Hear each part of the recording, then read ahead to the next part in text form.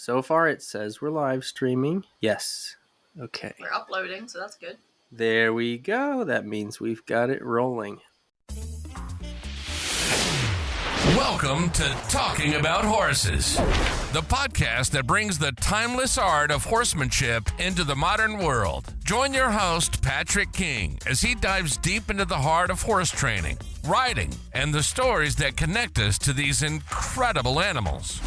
With decades of experience training horses and riders across the globe, Patrick combines his expertise with the wisdom of extraordinary guests. From dressage trainers to trail riders, Olympic competitors to backyard warriors, seasoned cowboys to psychologists, and so many more. Together, they explore the classical principles of horsemanship, equine fitness, rider psychology, and the journey of learning itself. Get ready to hear candid conversations, thought-provoking insights, and a touch of humor.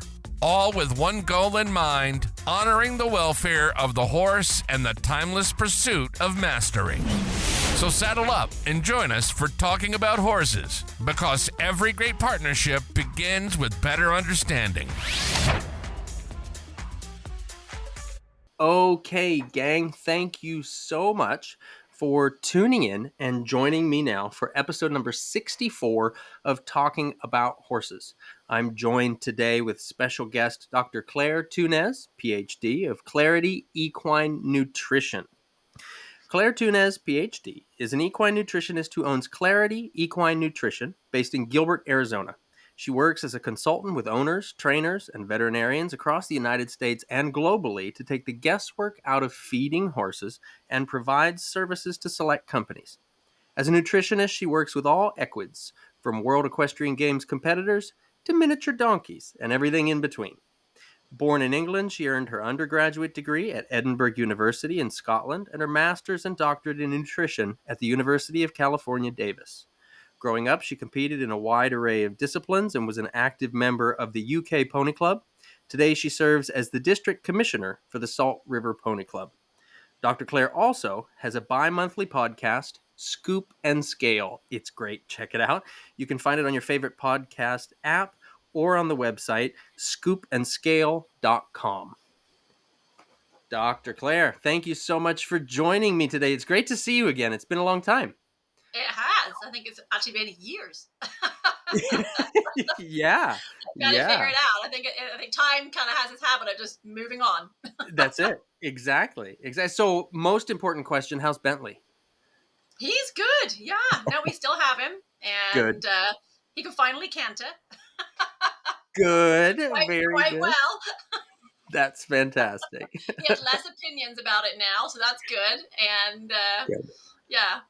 And my daughter got her first ever qualifying scores on him last year. So fantastic. Yeah. No, he's a good boy. He's still with us. He's good fun. Good. I love it. Yeah. I love it. Great. So we gave kind of your basic elevator speech introduction to who you are and what you do, but tell us a little bit more. First, I'm always curious, what got you started with the idea? Like, what piqued your interest in equine nutrition in the first place? Oh, that's a great question. So I'm one of the perhaps rare people that figured out what I wanted to do when I was about 14. So, I had a horse that it was really curious. The horse I had in high school, like I could change his personality based on what I fed him. Yeah. So you could kind of feed him oats and make him more spicy or not. It's just kind of, it was like, that's kind of interesting. And then we had a horse at the facility where we kept our horses. They would go away for the winter and my mom would look after him. And he, we didn't feed him anything different, but he never looked super great most of the year and was a little unthrifty and tucked up and kind of, honestly, probably slightly ulcery. And he was one that he'd periodically colic, nothing serious, but just, he's just one of those horses that this was a bit sort of off. And when my mom looked after him, he always gained weight. Didn't fed him the exact same thing the owner fed him, but like he always gained weight. He always, was more relaxed. And his owner was one of these people who was like very busy and would just sort of like arrive at the yard in the evening and just sort of pull him in from the field and throw him in a stall and throw his feed at him and go back in the house. And, my mom, we come from a lot. My grandfather was a dairy farm. I always have farming roots and around livestock a lot. And I remember my mom when I was a kid sort of watching the horses eat. She's like, just be quiet and listen to them eat hay. It's the most amazing sound. Like, excuse me, just hang out and listen. And had a Mm. very different approach. Just kind of just be there and don't expect anything and just slow down. And that sort of approach to managing him, he would really thrive in the sort of 4 weeks, 5 weeks that he was in her care. So to me, that was really fascinating too. So to me, that was kind of like the art of nutrition and how I could change my horse's way of going and like the amount of gas he had in the tank based on what I fed him. To me, that was like the science of nutrition. And that just, both sides of that was Mm. just fascinating to me. So we had a family friend who was a dairy consultant for nutrition. And I, talked to him and just sort of knew that was a thing that you could do, at least for dairy, and decided that I wanted Okay. to do a similar thing for horses, and so went to university with the specific desire to ultimately be able to do that at the end. And the dairy nutritionist friend said, if you're going to do this, get letters in front of your name, not just after your name. So that set the long road to then going to grad school and getting a PhD. But I always wanted to do what I'm doing. So I at That's one point wanted to fantastic. be a vet. I wanted to be I think we all wanted to be a vet. I was told you can't be a vet. You're a woman. So that Oh, was poor advice, and I didn't really right. believe it. But at the same time, it was kind of like everybody. There are so many people that want to be vets, and I just Mm. decided, when I came to the States, I probably could have gone to vet school. But at that point, I looked at it and thought, do I really want to end up with $200,000 in debt? I don't think I really do. Yeah. So Right. kind of stayed on my path of doing nutrition. There you go. Fantastic. Yeah. Great. So, so I guess the meat of the question or the meat of the discussion, right, that we want to look at is how do we know if our horse's nutritional needs need an adjustment? How do we know that things need changed? So, I guess maybe to back that up a step, when it comes to, I guess if I think about people, right? If I think Mhm. about, okay, I want to go to the gym, I want to, I will say I want to add some muscle, I want to lean up, I want to tone up. There seems to be like um, ratios, right? Where I've heard if Mhm. you're going to the gym, you want to build muscle. It's like, how much do you weigh? Get about half of that in protein a day, as far as grams of protein. I Tracking all feel your like macros and stuff. that, yeah, tracking macros and Yeah. things like that. So when I think about equine nutrition, one of the things that I think about is, oh, are we tracking macros for horses? Or Mhm. but it doesn't seem like that. It seems to me a whole lot more complex than that. So what do you generally, when you're talking about equine nutrition across the board, what do you look at? Because of course everybody's feed company has their own marketing brochure, right? And Right. it's like, well, if it's anything like bit marketing brochures, you can throw most of them out the window, right? Or maybe that's not the case. I don't know. So that's I'd love to hear you talk about that. Like, Yeah. what do horses, as a general, maybe as a general species, what do horses Right. need to thrive that way? Right. That's a great question. I think the last thing you said is sort of the key point, right? So where I always start is I always start off with, well, how did horses actually evolve? Right. So Mm, how are they designed to eat? And I always tell people, if you keep that in mind and you start there, you won't go far wrong. So if you look at their anatomy and physiology of their digestive tract, it tells you a lot, right? So horses are what we call their hind gut fermenters. They're single stomached animals. So single stomached animals, hind gut fermenters, which means that they have, they basically, the food comes in the mouth, it goes down the esophagus into the stomach, which is acidic, and then it goes into the small intestine.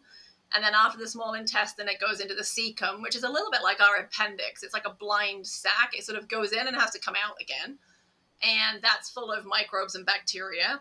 And then it goes into the large colon, which is full of microbes and bacteria. And then it goes into the small colon and now the rectum. And then you have, road apples at the end, so to speak, right? So when you look at that, 60% of the horse's digestive tract volume is dedicated to microbial fermentation. So the cecum and the colon, together they make up the hind gut. And that's 60% of the horse's digestive tract volume. So, like all other herbivores, so cows are different, right? They're ruminants, but deer are ruminants, and rabbits are slightly different again. But all these herbivores, what makes them special is that they each have a part of their digestive tract which is dedicated to microbial fermentation.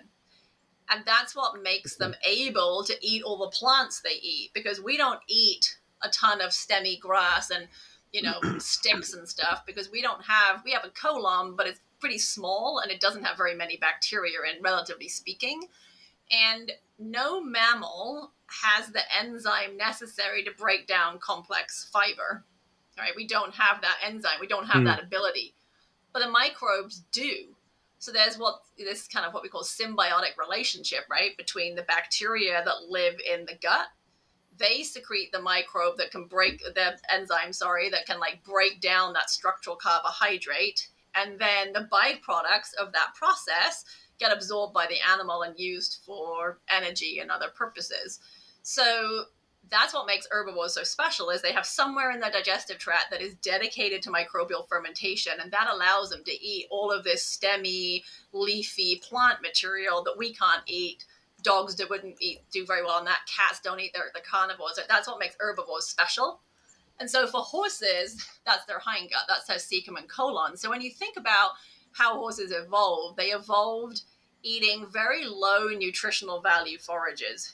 And if you think about, for example, like Mustangs up in the Sierra Nevada, when you see pictures of those guys, it's a pretty barren environment. Like when I give talks, I have some slides where I show pictures of, herds of Mustangs. And, when you look at it, it's pretty dry, scrubby, sagebrush, maybe some dead grass. There's a lot of barren, bare ground in between. So if you think about it, to survive on that kind of plant material, you have to eat a lot of it. And you're probably going to have to travel quite large distances, because if you don't, you're going to run out of food. Right? Right, because it's so sparse. Yeah, you've got to go to find it. So sparse, exactly. You're going to eat it all. There'll be nothing left. You've got to move. So this is sort of how horses evolved, right? They evolved eating low nutritional value, stemmy plant material and having to move a lot. And so because of that, they developed this specialist part of their digestive tract that enables them to digest that, which is all these bacteria and microbes. So, what results is this horse with this cecum and hindgut that's dedicated to microbial fermentation. And so we have to honor that, right? When we feed our horses, we have to understand that that is their anatomy and physiology. Like, they really want to eat low nutritional value, stemmy, leafy plant material, whether that's grass in a field or hay or whatever. But that has to be the majority of their diet, because 60% of their digestive tract volume is dedicated to that purpose and those microbes. And because of that symbiotic relationship, you have to keep those microbes happy. If you piss them off, then they're not happy. They're not producing the byproducts of their digestive processes that the horse needs to absorb. So then you end up with a horse that's upset and not getting what it needs either. So forage has to be the foundation of the diet. And there's a lot of sort of talk and chatter online these days about feeding forage first. Well, forage-based diets, every horse should be on a forage-based diet. I mean, even people that are feeding grain are hopefully feeding a forage-based diet. They're hopefully feeding a diet that's more forage than anything else. Even if it's 50-50 forage and grain in inverted commas, right? We have to honor that digestive tract anatomy and physiology. And so ideally, your diet should be about 1.5 to 2% of the horse's body weight per day as, grass or hay, or it's, plant dry matter, long stem fiber dry matter. And people figured that out. Some poor schmuck graduate student stuck in a field, watching horses eating and measuring the amount of grass and, whatever that they ate. And what we found is when you put horses in a field and let them eat whatever they want or however much they want, on average, that's what they eat. They eat about 2% of their body weight in dry matter per day. And so that's where that recommendation comes from, is that's what they choose to eat when they have the opportunity. So that's a number that gets thrown around a lot, but that's the foundation of your diet. So, so then begs the question, well, how do you know what 2% of their body weight is? That's exactly what was coming to mind. Yeah. How do we know? Right. Well, How if do you're we really accurately lucky, tell that if we don't have a scale right, basically for the horse to load on? absolutely. So very few stables have scales, right? Maybe your vet clinic does. Mm-hmm. Maybe, and I always tell people, if you trailer to your vet for anything, ask them if they have a scale, because it's a great opportunity to pop your horse on the scale and see what it really weighs. But even a lot of vet clinics don't have scales. Right. You could take your truck and trailer to, one of those places where you can weigh them, and then go back with the horse in and weigh it and subtract out the, truck and trailer from the truck and trailer with the horse. It's a bit long-winded, but you can do that. Mm-hmm. Alternatively, there are these things called weight tapes that, Mm-hmm.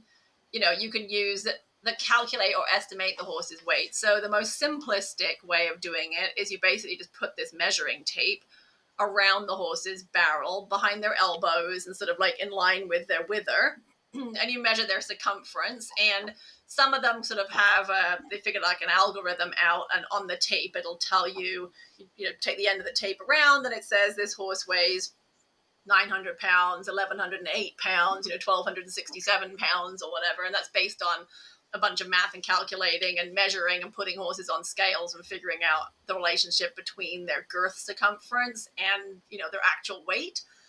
Mm-hmm. That's one of our best estimates. It is an estimate. It's not super accurate. The more accurate way to do it is to actually measure that same circumference in inches, and then measure their length from the point of their shoulder to the point of their buttock in inches. And, for those that aren't quite sure where that is, if you take the shoulder kind of comes down and then it sort of does this and creates an angle, like where my elbow would be, that would be the point of shoulder. It's a very poorly conformed horse. We'll go like that. Its movement's going to be terrible. Anyway, Right. the shoulder, and then the elbow, where my elbow is sort of the point of the shoulder. So you can measure from there, put the end of your tape here, and then you're going to go round to the point of butt. And that's the bony bit. If you feel down the side of their tail, Okay. that like Mm-hmm. bony protrusion beside their tail, you don't go to the tail. You go to that bony protrusion, you measure their length in inches, and then you do the girth circumference multiplied by the girth circumference, and then you multiply it by their length, and then you divide it by 330. So that's if you're working in inches.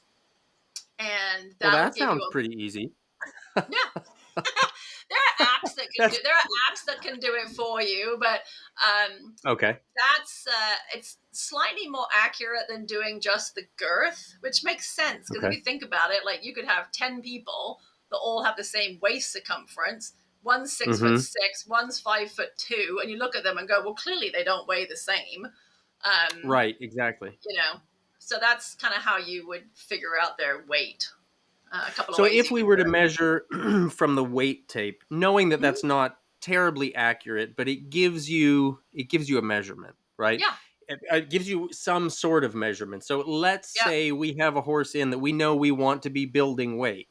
That would give Mm-hmm. you at least a benchmark. If not an accurate measurement, it would give Yeah. you a benchmark, yeah? Yeah, and then, and so you mentioned about needing to build weight. The thing with taking weight is you take the horse's weight, and it's like, okay, that's nice. It weighs 1,150 pounds. Well, so what? Right? Is Right, that yeah. actually What does is that that a mean? Is good that weight? good? Is that bad? Right. It's like saying, okay, I weigh 150 pounds. Well, I might be morbidly obese at 150 pounds, or I might Right. be underweight. So the same with the horse, right? That's just one piece of the information. It doesn't tell you, is that a good weight for that horse? So then we have something called body condition scoring. So this is a way Yeah. of objectively looking at a horse and measuring its fat cover. So it was developed in the 1980s at Texas A&M by I think he was a PhD student called, then became got his PhD, but Dr. Henneke. And he was looking at quarter horse brood mares and wanting to see, was there a link between the amount of fat cover on that mare and whether she would hold a pregnancy or not? And, that Mm. kind of a thing. And so he figured out this method of assessing condition. So you look at 6 areas of the horse, right? You look at their neck, kind of their shoulder, like right where their shoulder runs into their girth, the withers, the ribs, the loin, so it's the top of the back where it's flat, and then their tail head on either side of the tail. And there's a scale from 1 to 9, with 1 being emaciated and 9 being like morbidly obese.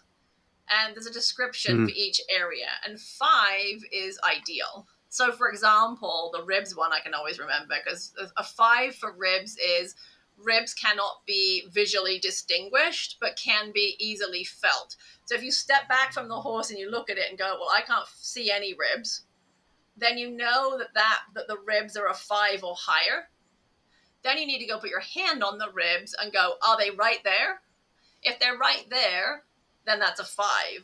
If you're kind of poking around going, well, I can feel sort of, a faint outline of ribs, but it's sort of squishy and whatever, then that's probably more like a 7, right? So you and so you Okay. do that in each of the 6 areas. You look at it, you feel it, you read what it says. I give each area its individual score, and then I average it for the whole horse. Because I think you get some really interesting information that way, because horses should be uniformly fat or uniformly thin, right? So sometimes you get Mm-hmm. horses where you're like, this horse I can't see the ribs, it's pretty squishy over the ribs, but it's got a neck like, super skinny neck, it's kind of got an A-frame back, its spine is a little kind of poked up. And people come to me with those horses and say, I really think my horse needs to gain weight. And I look at it and go, well, I kind of disagree, because, I can't see its ribs and it's got good fat cover over the ribs. It's got a weak top line, but I don't know that it needs to gain weight. I don't know that this is a calorie problem. It might be a calorie problem, but it's possibly more likely like a protein quality issue. Maybe you're not getting enough protein to build muscle, to your point earlier, right, about wanting to bulk a horse out. Okay. So, Mm-hmm. if you just feed more calories in that instance, you're not necessarily going to build muscle. You might just end up with a horse that's even fatter over the ribs and still doesn't have any top line. So you kind of, by looking at each area and giving each area a score, it helps you kind of go, what's going on here? Like, this horse is not a 5 all over. It's like, or you get the opposite. You get like a 7 on the neck and it's really crusty and squishy and you can see the ribs and it's like a 4. And then the tail head's really spongy. And for me, I'm like, that sounds looking a little metabolic, right? This is Yeah. a little insulin dysregulated. Is it possibly cushingoid? Like, it makes you kind of question what's going on here, because it should be more uniform. Like, a healthy horse is generally uniform. It might be obese, but then it's obese everywhere, right? Or it's Yeah. underweight and it's underweight everywhere. Okay, that makes a lot of sense. And I think that would give us a good indication of, do we need to look further, right? Do we need to dig a little bit deeper? Like you said, is it that we've got an insulin resistance problem? Is it that we've got, is it just not just a fitness problem, but is it a fitness problem where, Right. top line is not built up well? That actually makes me think of one of the questions that popped in here from Anne. She was asking, she specifically has an off the track thoroughbred. But she said she wanted me to ask about the facts and fiction around nutrition and building top line strength. Mm-hmm. And she says, I get that it has to be a combination of careful strength building exercises and nutrition. But what about these feeds that specifically claim that they're going to build top line? Is that just marketing BS, or are they feeding? Is there something in the enzymes? Is there actually something in there that they're getting in that feed that is going to specifically, Mm-hmm. like spot specific, go to the top line? I mean, some of them certainly can help. I mean, some of them, Okay. so if you took 5 of them, maybe 2 of them would actually do something, and the 3 of them would probably be junk and marketing, right? I mean, that's just the reality of it. Okay. But some of the better ones, so the ones that are, quite high protein, maybe they say they have whey protein in them. So, horse muscle is made up of what are called branch chain amino acids. And so I rarely ever see a horse is protein deficient. I mean, they're consuming quite a lot of protein. Here's the interesting thing. Horses actually don't have a protein requirement. What they have is an amino acid requirement, right? So horses, Okay. there are what we call essential amino acids that have to be in the diet because the horse can't make them. And then there are non-essential amino acids that, they can take a bit of carbohydrate over here and a bit of this protein over here, and they can make an amino acid. So those don't have to be in the diet because they can make them. But there are 10 that have to be in the diet. And what happens is like our hay and what have you, generally has plenty of protein in it. But the amino acid composition of that hay may not be great, right? It might not have what we call good protein quality. So the quality of a protein is judged on, how much essential amino acid is it providing, right? So, for Gotcha. example, if you take like alfalfa, has lysine is an essential amino acid, and it's the one that's most commonly missing. So alfalfa has more lysine in it than most grass hays do. So it's a better quality protein than, say, Timothy protein, the protein you're going to get from Timothy. Soybean meal is what we call a complete protein. It gives you all the essential amino acids. It's the best quality protein, plant-based protein we have available in livestock feeds. So it's even better than alfalfa. So that's why we see so much soybean meal in our feeds, is because it's a great Okay. source of all the essential amino acids the horse needs.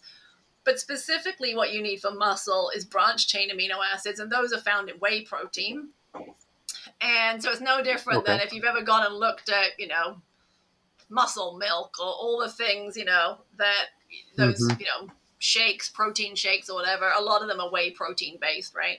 And that's what you're finding in some of the better quality muscle support products that are on the market. Hopefully they have whey protein in them. Hopefully they have, maybe they'll even tell you how much leucine they have in them. Leucine is the most predominant amino acid in equine muscle. So again, those will be in there. So yes, if they have an adequate quantity of those things, they're probably quite good. But you're looking at gram quantities of things like leucine, and Mm-hmm. oftentimes you look at it and it's like 150 milligrams, which seems like a big number, but you have to realize that's 0.15 grams. That's like nothing. Yeah. So it's a high number of a small unit. Exactly. Yeah. That's exactly it. So Yeah. it pays to actually understand units, which I find a lot of us don't really understand units very well. So as you to your Right. point, you go, well, it's got a lot of amino acids in there, and those are pretty big numbers. 100 and 1,200 milligrams of isoleucine or something, and it's like, well, that's 1.2 grams. That's not as actually as much as you think it is, potentially. So yeah, you have to read the labels, you have to read the ingredient lists, and then Mm. the key to building muscle. I mean, you actually have to work the horse. Sadly, sitting on the couch I found doesn't actually build muscle. Like, I mean, I drink protein What? shakes for breakfast, but I don't generally build a lot of muscle. I sit in front of my computer all day. So wait. We've got to change our routine and our nutrition? Yeah, sadly. Shit. I know. I didn't sign Well, up and for then that plan. I know. And then it's so you've got it. So yeah, it's the building block, right? You have to have those building blocks there, but then you have to work the horse, and then it gets worse. You actually have to work the horse correctly. Well, oh, to come on now. I know. And Now then, you're to just actually setting the use the standard top too line. high. I know. So like if you're, so it's always interesting. I go into barns and, look at tack rooms, and people will sort of, I walk by the tack room and look on the wall, and I'm always just kind of like curious about what am I seeing hanging on the wall in the tack room. And sometimes I'm just kind of like, not sure I can help you with your top line issue. As the horse comes out with an upside down neck and what have you, and they're telling me they want more top line, I'm like, well, I mean, I can give you all these things to feed your horse to build top line, but your tack room is telling me it won't make any difference. That's such a great point, and I was actually just talking to the farrier yesterday, a farrier friend of mine here at the barn, and we were talking about certain horses and the wear patterns on their feet. And he had somebody that was traveling with him. He was educating a new upcoming farrier, and he was talking about this type of shoe and that type of trim and the other thing. And then the topic went to, but how's the horse being ridden? Because if you're Right. doing, if you're constantly pulling back on the horse, you're going to see that show up in their feet. If you've got, certain ways that you're working them, riding them, is going to make them use their body in a certain way, that's going to show up in their feet as well. So that makes perfect sense. To me, it makes perfect sense. That idea of how you're actually working them dictates how are you utilizing the nutrition that they're actually getting. Just like you said, you can drink the Right. protein shake, but if you don't get off the couch, it doesn't do anything. No, absolutely. And to your point about feet, because I've gone through this, we actually have another horse now. He's more of a thoroughbred type. And I've struggled to get top line on him, especially specifically through the loin. He's a little bit of a hunter's bump kind of thing going on, a little weak through the loin. And, got the diet, got the protein where it needed to be, kind of got him, working a little more over the back and what have you. He has a history of saddle fit. It's another thing, right, for top line. And vitamin E, and we should talk about vitamin E at some point because that's an important one. But, to your point about feet, it was interesting because I was actually more out in your area in Virginia last year and was chatting with a really good vet who only does sort of chiropractic and acupuncture, and was just chit-chatting about this horse and kind of how he likes to stand. He stands kind of funny sometimes of his own free will. And she said, that sounds like, a little bit of hock and stifle pain. She's like, have you ever done hind shoeing x-rays on him? And I said, no. So I came home and I did hind shoeing x-rays on him. Well, he's completely flat-footed. He's almost, negative. And it was interesting because the vet that I work with said, we don't often do hind shoeing x-rays. We do a lot of front shoeing x-rays, but we don't do a lot of hind shoeing x-rays. And it was a really interesting conversation, and a couple of people, both the kind of the chiro vet and some other good body worker types, was sort of said to me, well, if he's flat or almost negative in his coffin bone, you're never going to get top line. It affects the whole line of the leg, right? Every joint in the leg is then set up at the slightly wrong angle. And that's going to make his joints a little sore, potentially not want to use his hind end, all these things. So it really is, top line is really, you've got to really peel the onion on top line. And sometimes it is just as simple as just they're not getting the right diet. You throw some quality protein at them and they build top line. But I would say, if you've done all those things and you're still banging your head on the wall, then you have to get into everything else, unfortunately, which is sort of always the case. So are there... Yeah, you mentioned the 10 amino acids that a horse needs. Yeah. Are there, I would assume, that there are certain numbers that a horse needs as a generalization? Or is that going to be discipline specific, how much they need of things, or breed specific, or... You would hope that we would know that, and we don't. Oh, no. So here's the really interesting thing. So I mentioned earlier, we say horses have a crude protein requirement, right? So the reason it's called crude protein is that it's a calculation. So it's a calculated value based on all these other things. And anytime you calculate something based on a calculation of something else on a calculation of something else, you get more and more and more error in there. And so it's very crude, right? So hence crude protein. Gotcha. So how do we figure out the crude protein of a feed? Well, we measure the nitrogen that's in it. And then, because protein always has, amino acids always have nitrogen in them. So you take your food, you analyze it for its nitrogen content, and then you multiply it by 6.25, because that's the average proportion of nitrogen to everything else in a protein. And you go, that's the crude protein content of that feed. So it's really crude, right? So, and then beyond that, how we figured out the protein content of horses, the research was done in young growing horses, so like 2-year-old thoroughbreds or younger. And they figured out what the lysine, which is one of the essential amino acids, how much lysine did you need to get good growth in a young growing horse? And then they sort of extrapolated that to mature horses and said, well, I think that's right for mature horses. So that's what we base our lysine requirement on. It's really, really pretty, crude. And meanwhile, in the poultry and swine industry, we have that. We have that dialed down to they formulate diets on individual amino acids. If you're putting together a chicken diet for commercial chicken, they have it down to at 6 weeks of age, you need these amino acids in these amounts, to your point. And then when it's 12 weeks old, that has to change and it becomes this. They're so dialed in. We're nowhere near that on horses. Nowhere near. Do you think that that's because those animals, the chickens and the pigs, do you think that's because they go into the feed market for ourselves? I think so, yeah. And it's much easier. It's terminal, right? So you can do terminal research on them because you're going to be slaughtering to eat them. So it makes it a little easier to do that research in the sense that, you feed them and then you can euthanize them and dissect them out and look at what the muscle composition is. And you can also, they Gotcha. grow really quickly. So you can get a lot of data really quickly. Doesn't take long for a commercial chicken to reach maturity.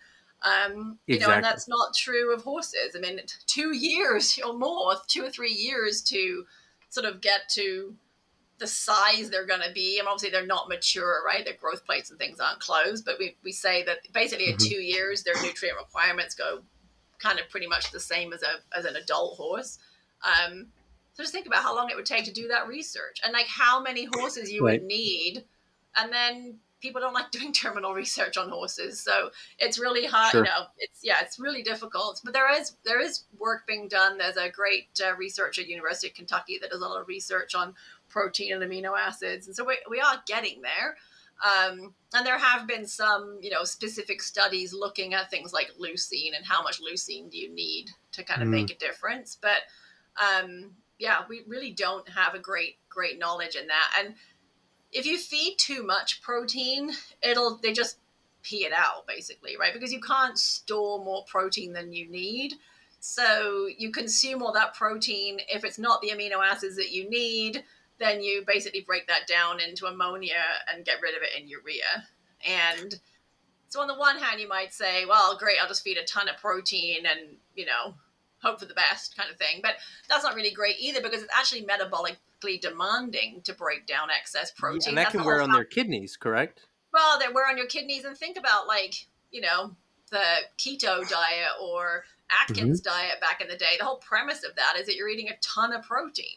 Mm-hmm. And the reason the Atkins diet worked is you have to burn calories to get rid of all that extra nitrogen. It takes energy to get rid of all that protein you don't need. And now you have to drink more water. You're going to be peeing more. You're going to be wasting money on bedding, and so there really isn't. There's no value to feeding hugely excessive amounts of protein. And in performance horses, it's also generates body heat. So again, in hot climates, that's not great. Gotcha. So, we generally, as I said, I rarely ever come across a diet that's protein deficient as far as sheer amount of protein. But I do think the quality of the protein isn't always available to the horse. So again, if you're feeding stemmy hay, for example, protein is absorbed in the small intestine.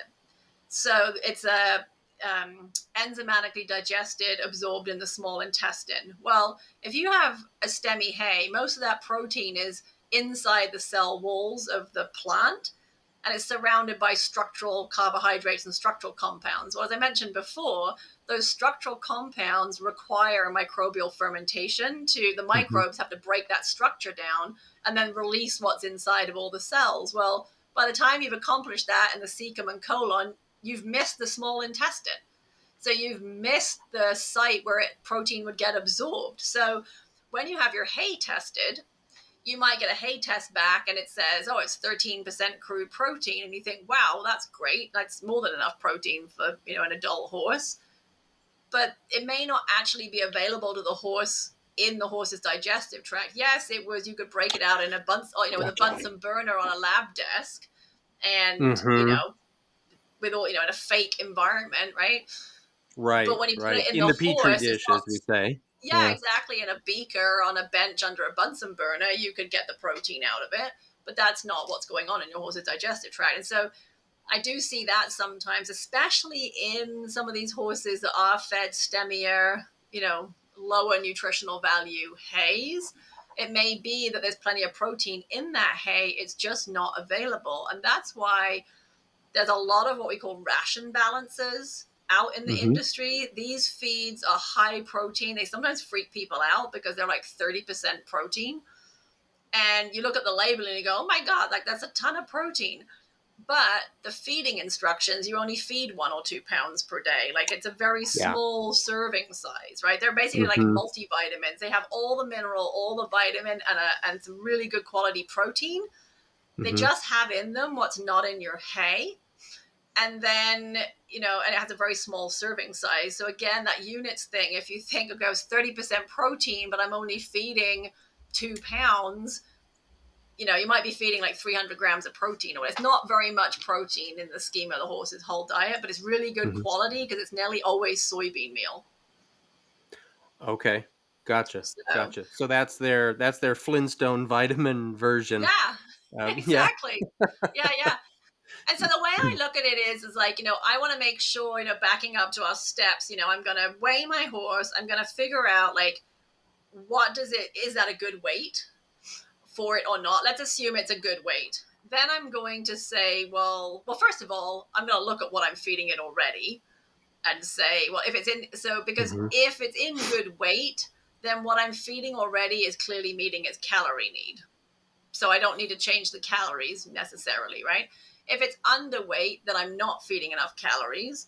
If it's overweight, I'm feeding too much calories. So I'm going to figure out how to take some calories away. If it's underweight, I'm going to figure out how to add some calories in. Sometimes, and this is kind of interesting, sometimes they're getting a ton of calories and they're still underweight. And that always makes me go, like, if you're feeding a horse, like, I don't know, 30, 35 pounds of hay, and I see these horses and they're still kind of skinny. Well, Hmm. then my brain says, why? Like, Yeah. why What's is going this wrong? That. horse, what is wrong with Hmm. this horse? Like, there is something not working in this horse's digestive tract, right? I'm feeding a shit ton of calories and it's still skinny, right? It Hmm. should be gaining. Why is it not gaining weight? So that's always a little bit of like, what's going on in this digestive tract? Do we need to help it a little bit? But if we, let's say we've figured out the weight, let's say for math, easy math, it's a 1,200-pound horse. It's in great shape. I'm going to feed it 2% of its body weight. So I'm going to feed 24 pounds of hay a day, or it's out on pasture and it's not, it's just perfect or whatever. And then what I need what is not in my hay. And what's not in my hay potentially is this quality protein, some of the trace minerals like copper and zinc, and Okay. things like Hmm. vitamin E, because vitamin E is not heat stable. So although there's a lot of vitamin E in fresh pasture, when you make hay, you lose all your vitamin E because it gets damaged by the sun beating on it and drying it out. So Okay. that'll be some vitamin E. And so, what kind of feed gives you those things that are missing in your hay? A ration balancer. So for a lot of horses that aren't working super hard, if your horse can maintain his condition just on forage, whether that forage is pasture or hay, then what you need is probably a ration balancer, just all the little bits and pieces that are not in that forage. Gotcha. But one of the biggest mistakes I see people make is that they feed, they're doing the right thing. They're feeding the unlimited forage, or they're feeding 2% of hay or whatever. And then they sort of go, and I feed, a couple of pounds of senior, or a pound of strategy, or a pound and a half of safe choice, whatever. And then when you read the feeding instructions for those feeds have massive feeding, like the original red bag Purina Senior, you have to feed like a 1,200-pound horse like 18 pounds of that a day to meet all of their vitamins and minerals. And You that's just know, to get the numbers they're saying is in the, right? what's expected in that serving. Exactly. And the Yeah. reason for that is it's a complete feed, right? That red bag original senior that's been around, I don't know, 30 years or whatever it is, that was one of the first complete feeds that was on the market. And a complete feed means that it has all the forage in it as well. It is a complete diet in a bag. Gotcha. So you're not supposed to Gotcha. be feeding any hay with that or any pasture. It has the hay in it. The fiber the horse needs is in the bag. And so it has this Gotcha. massive serving size because that's all you're supposed to feed, right? But very few people feed it that way. And, when you say to people, you should feed this much, the same with things like Safe Choice and Strategy and anybody Performance Feed. I'm just saying those names because they're so well known. Hmm.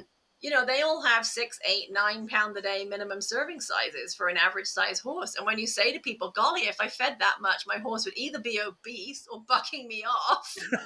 Right. Right. I couldn't possibly feed that much. And then my answer is, well, then you're doing the right thing. You're feeding to condition, right? You've got your Okay. horse in great condition. You're feeding to condition, and you're only feeding 1 or 2 pounds because if you fed more, the horse would be fat.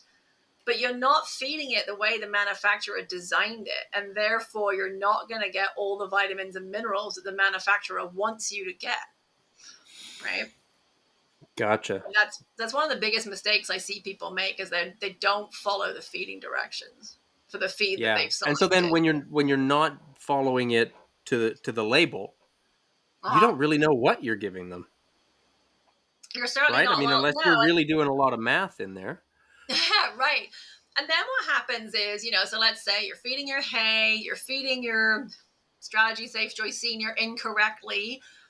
And over time, the horse's feet start to get a bit kind of, farrier's like, it's just kind of not holding his shoes quite as well, or I'm not getting as much hoof growth as I need. The soles are getting a bit thin, or whatever. Or, the coat just starts looking a bit, just less than optimal.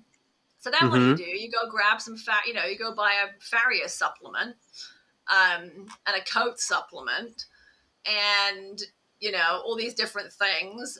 And the reality is that you need those things because you're not feeding your feed properly. And that freaks people out because I'll take them off their performance feed, the 2 pounds of performance feed, and I'll put them on 2 pounds of balancer and take away the farrier supplement. And they freak Mm-hmm. out and they kind of go, oh, I have to have that because his feet are bad. And I'm like, no, but there's more ingredients to support feet in this 2 pounds of balancer than there was in your 2 ounces of farrier supplement. Gotcha. Because they're actually getting the numbers that they need. Right. Yeah. Exactly. And so we end Okay. up with these ridiculously complicated diets and all this stuff that we're adding because we're not feeding our feeds correctly. Gotcha. So we don't all have to look like pharmacists when we're making up a meal.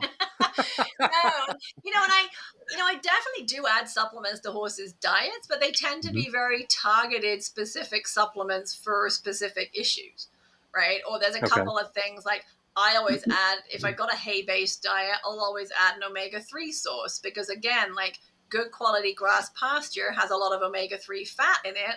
But again, like vitamin E, it's not heat stable. So you lose all that when you make hay. So hay-based, fed horses generally have pretty low levels of omega fats, and omega-3 fats are really important for helping regulate inflammation. So that's important Mm. for joint health, all kinds of hoof health, all kinds of, things.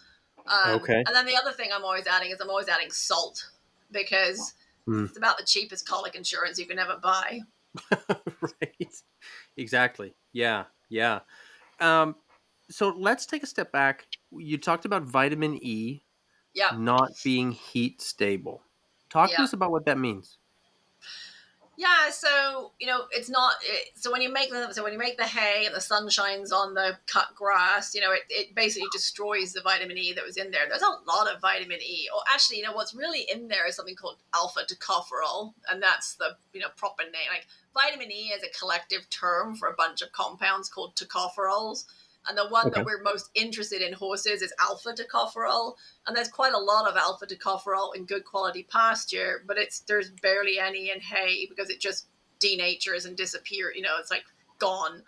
Um, and so vitamin E is really important because what vitamin E does is what we call an antioxidant. So Mhm. when we work our horses, they're burning carbohydrates and burning fats and what have you as energy sources. There are byproducts of that, right? So, people have probably heard of like oxidate, being aerobic or anaerobic metabolism, right? So Mhm. horses are working aerobically sometimes, and people may, if you've ever done like Orange Theory or whatever, right? Like you're working out in like the orange aerobic zone or whatever, and you go anaerobic periodically. But we want to, you're burning more fat, for example. There's all this thing about, for people, if you're trying to work out to lose some weight, you're going to burn more fat if you work aerobically, because you can't burn fat if you're anaerobic. You can only burn carbohydrate if you're anaerobic. But Mhm.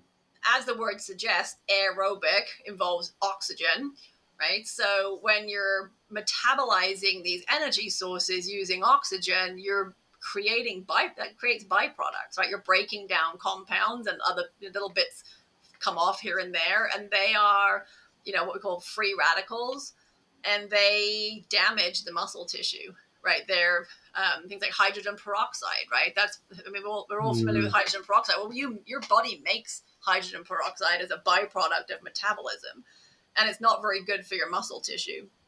And so it's a free radical. It causes what we call oxidative damage.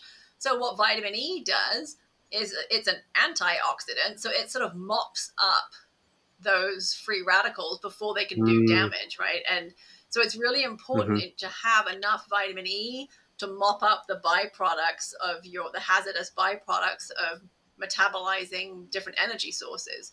So in horses that So don't when we have hear enough, people talk about oxidative stress in the body, yes, that's what they're talking yeah, about. absolutely. It's one of the Gotcha. forms of oxidative stress, right? And so there's different, Gotcha. there are different types of antioxidants, like vitamin C is an antioxidant. Selenium is actually an antioxidant, right? Mm-hmm. People that, for example, there's a antioxidant called glutathione peroxidase, right, which has become quite popular with, I think, people that have things like MS and other conditions, right? So there's a mitochondrial. We're getting into kind of like learning Mm-hmm. about like cellular level energy production and stuff and the byproducts of that. And so, some people out there that are, dealing with some health challenges with some of these energy mitochondrial type issues like chronic fatigue and, those kinds of things we're learning about, how mitochondria work. And there's so glutathione is another one that's, people may have heard of because it makes the news every now and again. But yeah, if you don't have enough vitamin E, your horse can't mop up the waste products of the work that it did that day. And so then those are sitting in the muscle, potentially damaging the muscle. So you're going to have a horse that comes out the next day a little sore, not quite Mm-hmm. as, willing to work. And over time, what we know is that there is actually a muscle myopathy. There's a vitamin E deficiency muscle myopathy. So, like, muscles start to not work properly because they're vitamin E deficient. And we see that in, fairly young horses. And then as horses get older and, up into their late teens, early 20s, we see equine motor neurons disease. And there is a link. We don't know that vitamin E deficiency causes equine motor neurons disease, but there is a link between horses that have equine motor neurons disease tend to also be vitamin E deficient. So there is some Mm-hmm. thinking that horses that start out maybe with, a vitamin E deficiency muscle myopathy, if that's not corrected, because that is reversible, if that's not corrected, then maybe it progresses into equine motor neurons disease. And once you get to equine motor Gotcha. neurons disease, only about 30% of horses kind of, recover from that. And so you'll see these horses that are kind of very A-frame in the rear end. Again, so the hunter's bump, A-frame, kind of the big protruding glute muscles down either hamstring muscles, down either side of the tail. Just Mm-hmm. very underdeveloped, poorly developed musculature and sort of overly developed in some areas, which again, that can be how they move. But, if you're starting to see this sort of weedy top line, A-frame hind end, type of thing, that can be vitamin E deficiency. If you've got horses that are coming out and you're like, they just, he's just kind of sore or grumpy. Like after a really hard work day, he's kind of grumpy and not really kind of behind my leg and doesn't really want to go and, what have you. It's like, well, maybe he's just sore from working too much the day before. So vitamin E is something that, what's also interesting about vitamin E is that each horse is slightly different on how they metabolize it and how much they need. So there is a requirement based on weight and what the horse does for a living. And for example, most of the diets I put together are normally providing 150, 200% of that requirement. But sometimes you'll test those horses and they're deficient. And then you'll test another horse that's got the exact same amount of vitamin E doing the exact same amount of work and they're not deficient. So really for Gotcha. vitamin E, you need to be testing your horse every year. And Okay. that is my recommendation to people, that they actually test. And unfortunately, because of the individual variation between horses, you can't just say, well, I own 5 horses and I'll just test one of them. And if they're fine, they're all fine. Oh, sure. Right. Sorry, that doesn't work. Right. So they can have these problems if they're not getting enough vitamin E. Mhm. Is there a problem with getting too much? Potentially. People think it's a very benign, like the research suggests you can feed up to like 10,000 IUs per day without an issue, and that's probably true for some horses. But it isn't completely benign. It does cause, it gets incorporated into cell membranes, and it can make cell membranes kind of thinner. So some horses that have too Okay. much vitamin E, sometimes they'll some of them can become like bleeders, in their lungs. Mm-hmm. Mm-hmm. Um, and that's not the only cause of bleeding into the lungs, but it's thought to potentially could be a cause. It also causes bone demineralization, so it's not, yeah, Oh, that too sounds much. like a big deal, particularly for, a Yeah, horse when we're talking about them carrying a load, i.e. the rider, and, aiming absolutely. to work through their hindquarters and, the Yeah, concussive force of, yeah, that yeah, sounds for like a sure. big deal to be careful of. It is, and it's such an easy thing to test, right? And what's really interesting, I mean, I had a client who had 3 horses, kind of doing similar work. I mean, she had 2 warm bloods and a quarter horse, but they were all doing similar work, and they were all fed the exact same thing. One of them was deficient, one was right in the middle of normal, and one was too high. Um, Mm. Similarly to my 2 horses, I test them annually. I had some vitamin E, some liquid vitamin E. So, we'll talk about in a minute, like different types, but the liquid vitamin E is really bioavailable. I got hold of some, and I just thought, well, I'll just give it to Bentley because I have it. Why not? And I only gave him like 2,500 IUs. It wasn't like I gave him a lot. And on top of his balancer, which I think was probably giving him 1,000 IUs, so maybe he was getting 3,500 IUs, pulled his blood and his value. So normal is like, I never remember the units. It's like normal is 2 to 6. I think he was like 7.5. And I was like, okay, enough of the liquid vitamin E. Mm. So I haven't given him any supplemental vitamin E since. And I've tested him annually since. And his values run around about 5.5 just on the 1,000 IUs that's in his balancer. Meanwhile, the Oh, horse okay. that I purchased, the thoroughbred that I have, was getting balanced there in about 3 or 4 pounds of senior. I pulled his vitamin E. His value was 2.1. Well, normal is 2 to 6. I would argue that 2.1 is, I mean, you're scraping the barrel at 2.1. And Mm. I would prefer performance horses to be more like 4 to 6. Like, I really want them up in in the high end of normal. I mean, if you've got a Hmm. retired guy wandering around the field and he looks great and his top line's good and his weight's good or whatever, yeah, okay, 2 to 4, I fine. think anytime performance is involved, you probably don't want to be on the low side No, of the okay range, right, right? exactly. Yeah, yeah, for sure, right? That's like the grand, the grand aim Yeah, of mediocrity, right? Like I don't know that we want yeah, to aim for that. totally.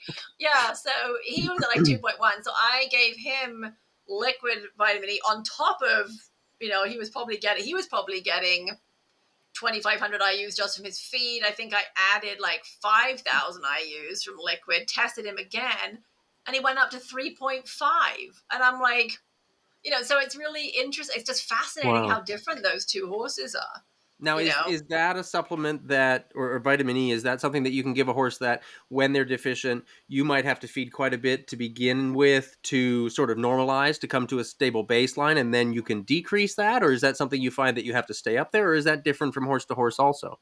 A little different horse to horse, but ideally is a great point. So there are different types of vitamin E, right? So there's synthetic vitamin E, Mhm. which is DL alpha tocopherol.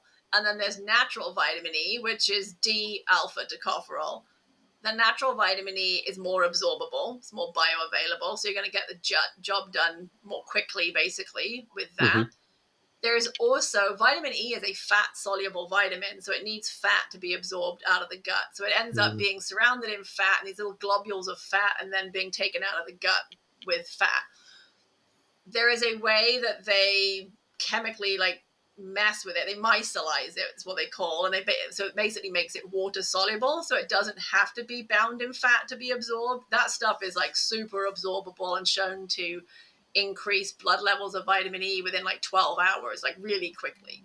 So typically, if you have a horse that is like deficient, or like my guy, like practically deficient, you're going to put them on the liquid, at least initially, to kind of quickly get their values back up to where it needs to be.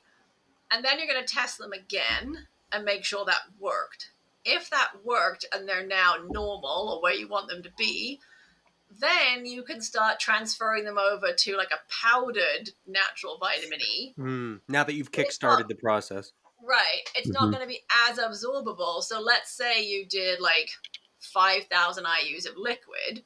You might need to drop that down to 2,500 IUs of liquid and do 5,000 IUs of powder for a while, right? And then you're going to end up taking away the last, say, 2,500 IUs of liquid and bump up your powder to maybe 7,500 IUs. You may need a little more Gotcha. just because it's not quite so bioavailable, but the powder is cheaper than the Okay. liquid, and kind of less annoying to deal with, and what have you. So, but a lot of people just decide to stay on. They get the horses to where they need to be, and they keep them on the liquid, you know, forever. But it's worth testing every year, especially on a horse that's on a hay-based diet. Gotcha. And it sounds like that's a pretty basic blood test, so that wouldn't It be a is. very expensive test either, right? No, I mean, it's not super cheap. I want to say when I get mine done, it probably ends up being $130, $150. Okay. But it's in the scheme of, certainly with performance horses, in the Hmm. realm of what we end up paying for things, it's one of the Right. less expensive things. Right. For sure. Well, and And it's particularly if that's a horse that you're concerned about their nutrition, you're for concerned about their sure. body score, Right. that sounds like a pretty reasonably inexpensive test to rule that out, because that would Yeah. be a big problem if it is a Yeah. problem. Yeah. And I will say that there's definitely horses too that, if you're looking at it, so again, there's A-frame looking horses, weak musculature. If it's saying vitamin E deficient and you get the results back, and let's say it comes back at like 3.5 and the range is, 2 to 6, I would argue, like if it walks like a duck and quacks like a duck, even though the numbers say it's like normal, Mm-hmm. you're in the middle of the range. You've got room to go up. Like, give it some vitamin E, get it up closer to 6, and see whether those things you're seeing go away. And how long does it take to influence that? Like, if we put them on a liquid of the vitamin E, is that like, okay, 2 days, test again, or 2 weeks, or Yeah, how I long does mean, that take? normally I say if you're doing the liquid, normally, I mean, it's supposed to be pretty quick, but I mean, normally I say to people, wait sort of a month, A give month. it 4 weeks. I mean, probably it's quicker than that. I think the research shows it's much quicker than that, but yeah, we normally do like about a month. Gotcha. So, yeah, and so when I have clients whose diets, when I look at their diets and calculate everything out, and it says they're deficient in vitamin E, because they've been feeding like senior and strategy, whatever, incorrectly, I correct that. I maybe put them on a balancer, or whatever. On paper, the diet's going to have that, 150% of requirement or whatever. And I always tell them, feed this new diet for 4 to 6 weeks, then get your vet out and pull blood, and then we'll know, do we need to add a vitamin E supplement, or is the diet okay? Gotcha. You Gotcha. know. Okay. Perfect. Perfect. So looking in, we've got some questions that have come in here, and I've got some questions. I've actually got several pages of notes from our chat already. So this is great. I hope that some of our listeners are taking notes the way that I am, because there's a lot of really great stuff here. So Deidre asked, how is it that salt helps to avoid colic? Oh, great question. Yeah, we didn't quite get to that, did we?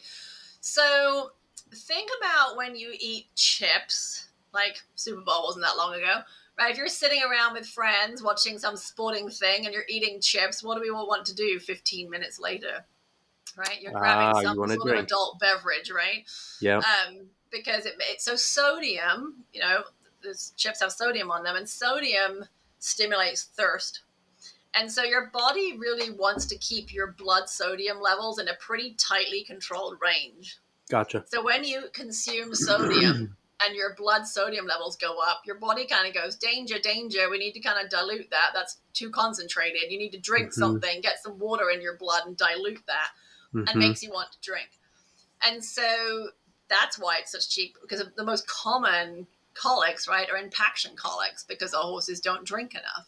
Especially Hmm. this time of year. I don't know about where you are, but I mean, we hit 90 something like 2 weeks ago, and now we're back down Oh to yeah. 60, and it's windy, and we're a bit in that yo-yo, that sort of late March, early April, just kind of like, Hmm. it's summer. No, just kidding. It's still winter, Right. whatever. And it's like, It's a rocky um, transition. Yeah. it really is. And I actually had my horse scoped for ulcers this week, and it was interesting. He was a little colicky that evening, and it suddenly dawned on me that, you know, he got his grain with salt in the night before. We had to withhold feed that morning, because Hmm. you have to when you have them scoped. So he didn't get his morning grain with salt in.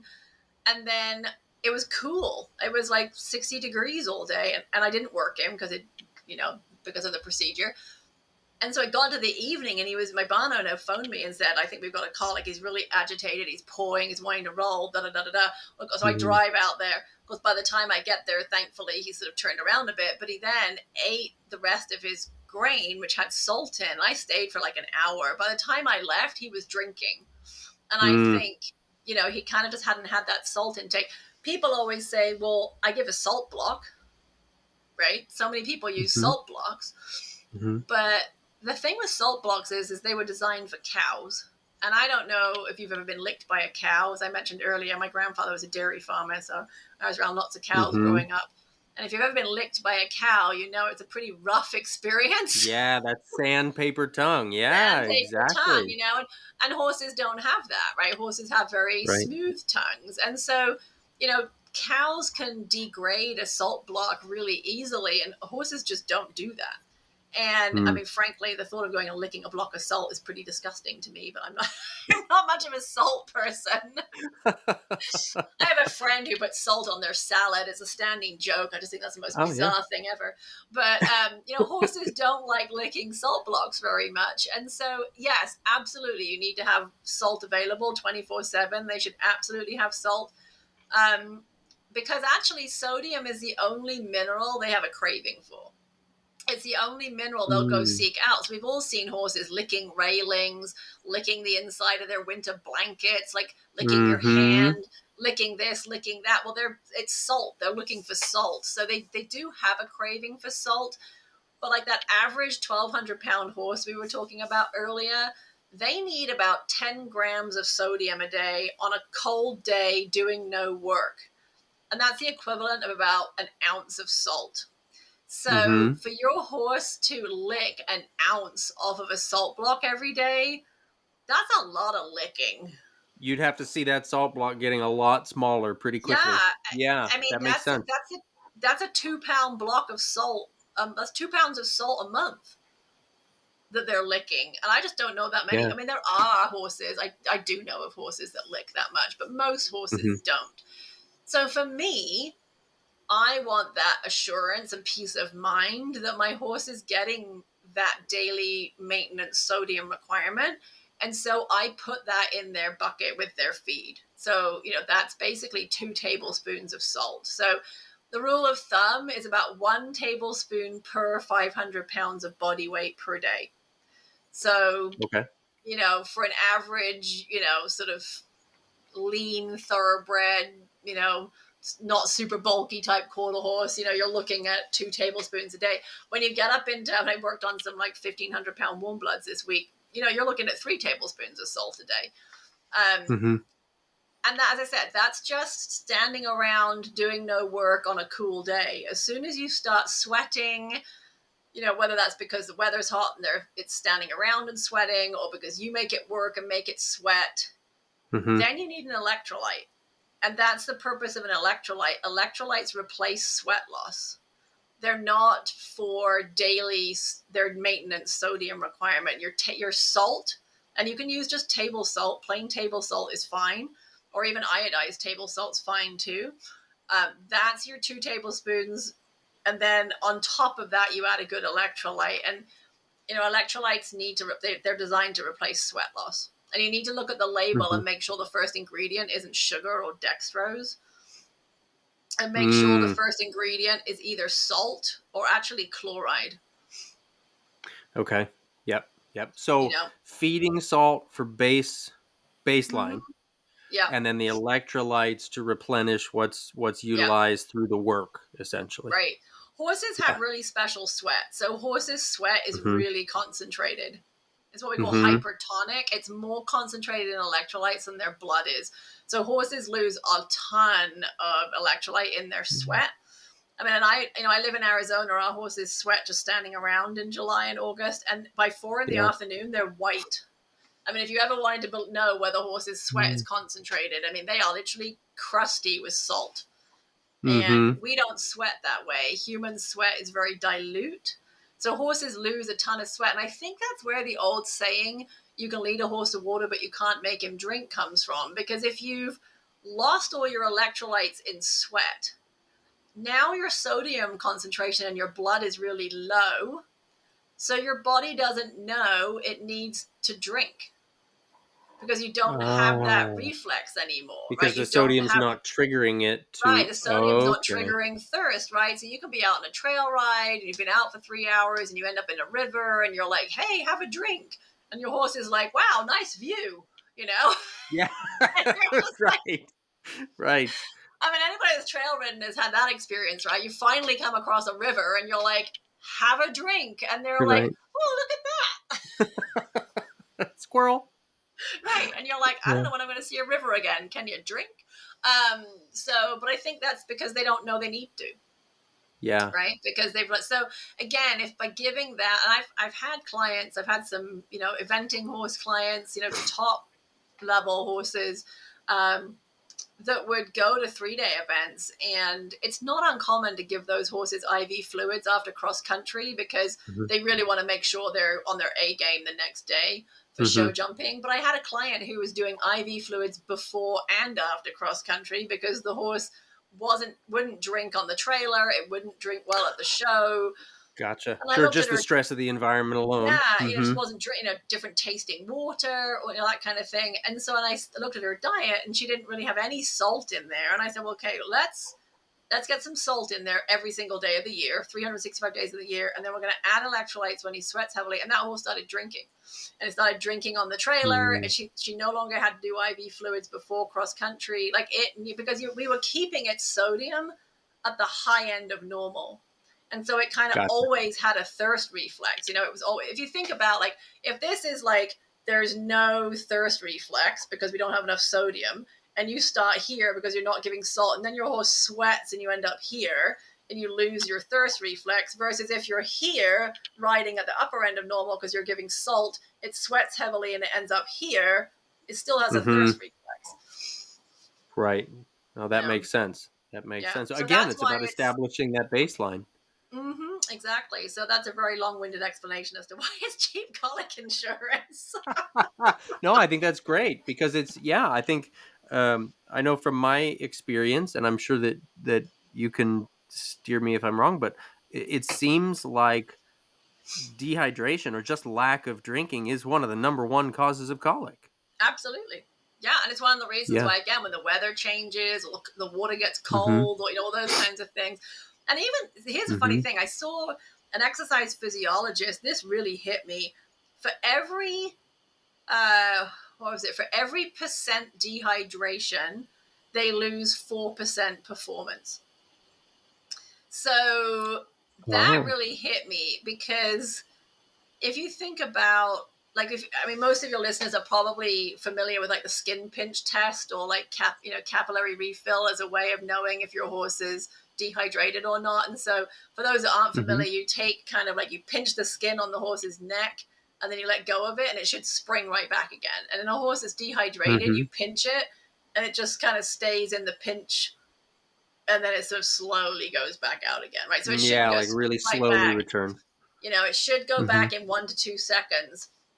And but it's only by the time that skin pinch, that's a hard thing, that skin pinch test is positive and not springing back, the horse is 5 or 6% dehydrated. So we don't even really have an easy way Oh. to tell, low level. I mean, they're already 5 or 6% dehydrated. So that would be a 20% reduction in performance.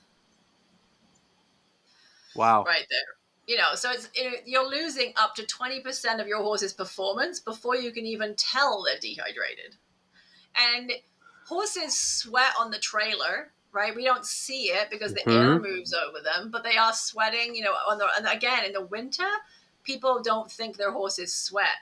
But it's no different. I don't run much anymore, but I used to run more. You can run in the winter and you don't feel like you get sweaty because the cold air is just blowing over you. Or even when Mm-hmm. you're riding, right? When we're riding, we don't get sweaty. And then it's on our walk breaks, we're suddenly oh my God, I'm so sweaty because you don't have the air moving over you quite so much. Or our horses are the same Right. way, right? They may not sweat while you're actively working them, but then you start walking, they start sweating in the walk because they don't have that as much evaporative cooling. Mm-hmm. And Mm-hmm. so that's a, something to think about too is that they're sweating in the trailer on the way to an event. And there was some research done looking at a horse that does a 14-hour trailer ride sweats as much as a horse that does the speed and endurance on the old format 3-day event. So roads and tracks, steeplechase, roads and tracks across country. So if you take your horse on like a Wow. 14-hour trip to get to the competition that you're going to, they've already sweat a ton. You may not realize it because they don't look like they sweat. Then you do your Mm-hmm. competition. I mean, by day 2 or 3 of the competition, if you're not replacing those electrolytes or whatever, now you've got potentially 20% reduction in performance because your horse is marginally dehydrated. And you're asking it to jump jumps and leave the poles up if they're show jumping or whatever. I mean, think about us when we're dehydrated. I mean, I'm not very intelligent when I'm dehydrated. Like, I Right. know, like, I'll be sitting here in the afternoon sometimes when it's warmer, and it'll be like 3 in the afternoon, and I'll be like, wow, this is getting really hot. Like, why is this getting that sort of thing? Oh my God, I haven't drunk anything since 8 o'clock this morning, right? Or it's like, suddenly you realize, oh, Yeah. I'm dehydrated. I need to drink Right. something. Or you end up with a migraine, or Yeah, brain lots of fog, different challenges. Yeah. And Yeah. so then we expect our horses to like perform brilliantly in that moment. I mean, they're just as likely to Mm, get brain fog as we are. right. Or you Exactly. ask them But to then do, we call it cranky, we call it resistant, we call it right. lazy, we call it, Mm-hmm. like we've got so many names to say Right. there's something that isn't working here. Right. Right. Or, you ask again, I once had a client dressage client, the horse was going about third, fourth level. And she's like, I just don't have a horse on the third day of the show. And she relied on a salt block. And I looked over the stall door. We were at the show. I looked over the stall door and I said, well, how do you do salt? She goes, well, he has a block. And I'm like, well, where is it? And she goes, well, it's at home. And I said, well, Oh. right? But Oops. who think you give your horse a salt block at home and then you Yeah, go to a yeah, yeah. show for 4 days? Mm-hmm. Did you take your salt block with you? No, that's the other nice thing. If you're putting it in your baggies or your grain, it just becomes you don't have to think It's about, just there. it's Mm-hmm. just there. And she was like, oh my God, I never even thought about bringing a salt block. And I'm like, well, by the time you get to the third day of your show, especially in like June when the weather is warm, your horse is probably Mm-hmm. slightly dehydrated, kind of got Right. brain Pretty fog. depleted by that point. Yeah. And then you're asking it to do a line of 4-time tempi changes and wondering why it keeps missing. That makes a lot of sense. And Yeah. I'm not saying that's the cause of your tempi issues, but I mean, it could be playing into it, right? I mean, that's an easy Sure. thing, that's an easy thing to fix. Mm-hmm. Right. It Right. might be easier than the rider learning to count. Yes. It'd be way easier. Yes. 100%. I'll vouch for that one. 100%. 100%. Oh man, great. I have so many questions. There's a few that have come in yet here that I'd love to get to. So Nick Yeah. asked, is there a way to feed to create a calmer, not so hot horse? Oh, that's a great question. So yeah, and one I get quite often. Like I get people looking for calming supplements or whatever. Yeah. I've for a long time maintained, and it's becoming more of a popular thought now.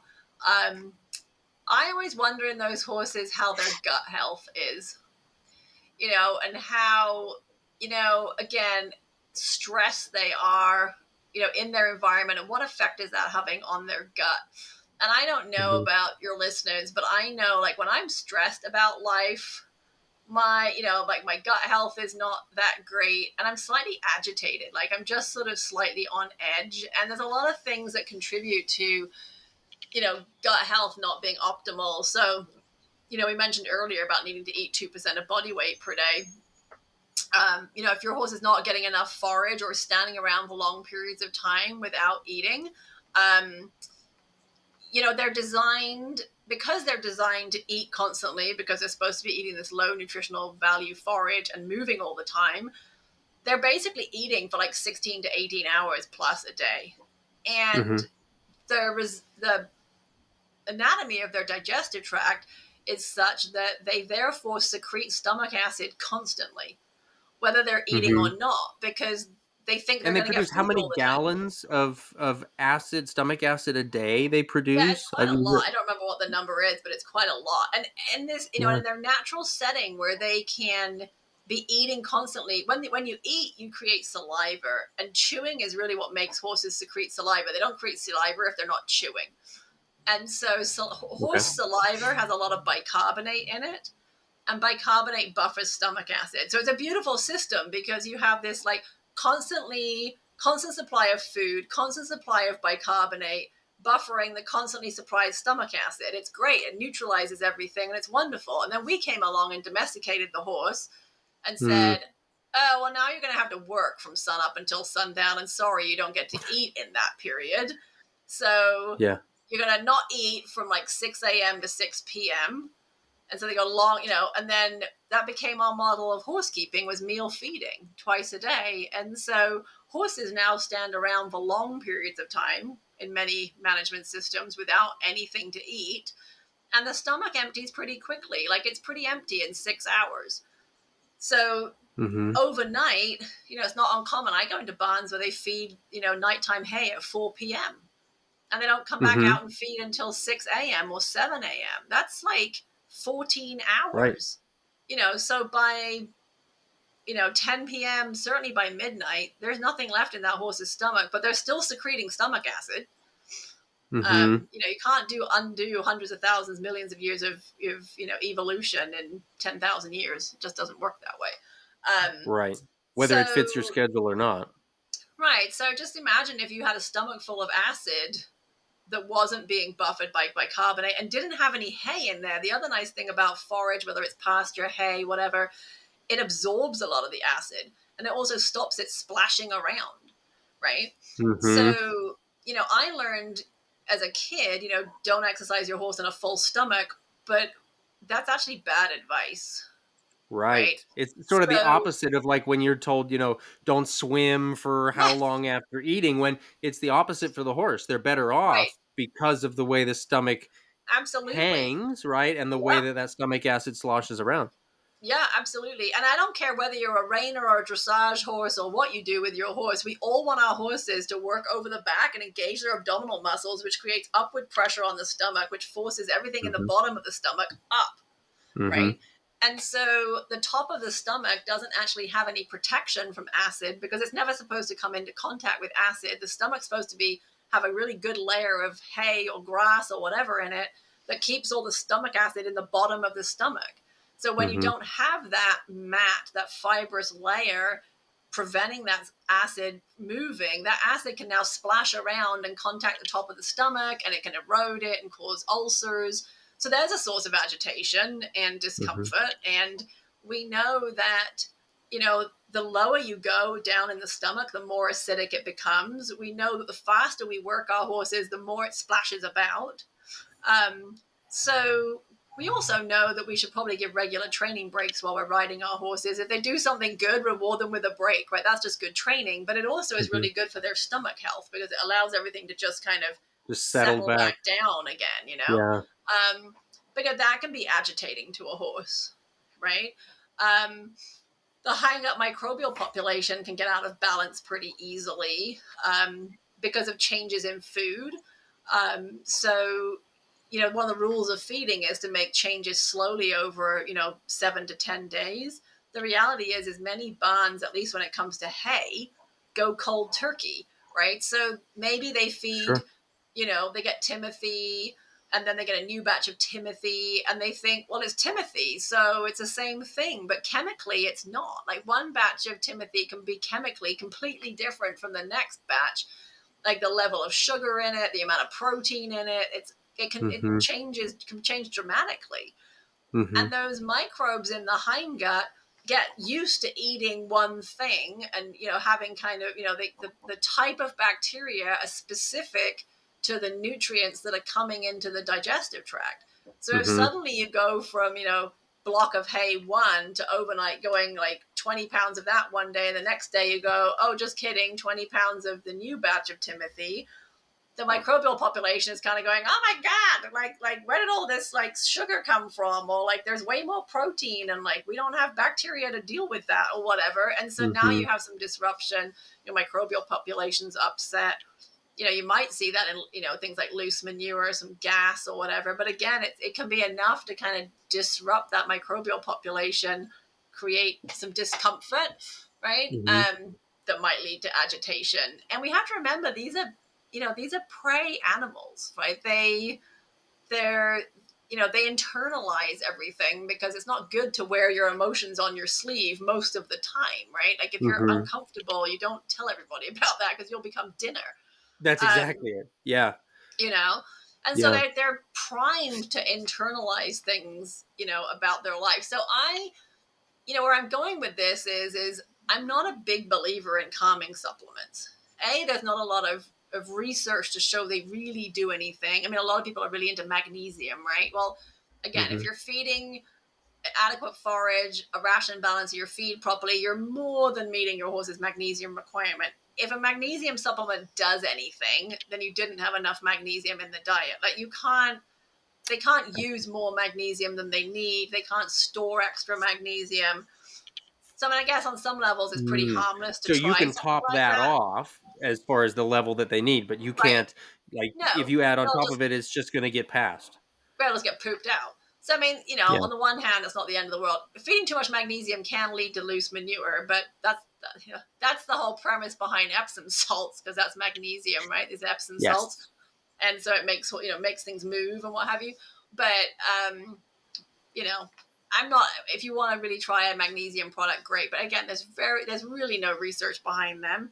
I'm much more into, can we not put a Band-Aid on it, and can we try to figure out why this horse is anxious? Mm-hmm. And it might be nothing to do with diet. It might be it doesn't like the talk radio that gets played all day long from the barn staff that are mucking stalls. It might Mm-hmm. be, it doesn't like the person that handles it and turns it out every day. I mean, they're really sensitive, right? I mean, we Yeah. have to There's a lot of variables that could be at lot play of in there. variables. Is it Yeah. really having a positive experience under saddle when you're working it? What Mm-hmm. energy are you giving off? Like, did you just come home from like the afternoon of hell at work and like endless meetings, and you're just like, blah, and you just walked into the Mm-hmm. barn, and now your horse is like, holy hell, like, what is Right. this? That's a what are we worried about, mom? Kind of thing. Yeah. Um, they feed off of that. So again, I think a lot of horses that are in digestive distress become anxious. And, again, there's a lot of like heat training. Working horses can cause inflammation in the GI tract. Mm-hmm. There are, ingredients and things out there that help support the digestive tract. I really like things like butyric acid. Butyric acid is it's actually a byproduct of microbial fermentation. It's naturally occurring in the horse's digestive tract.